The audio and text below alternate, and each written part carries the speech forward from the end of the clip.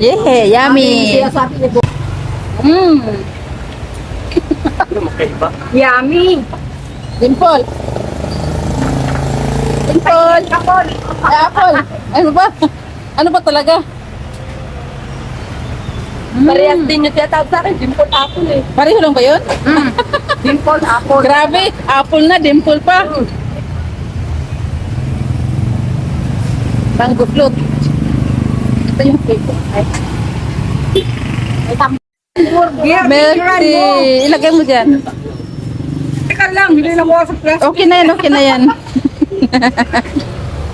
Mga pasaway. Yeah, yummy. Sabi ni Bo. Ang susil nila kasi saan sila ano. Taglamig ngayon. Kanina nasa overlooking sila ngayon.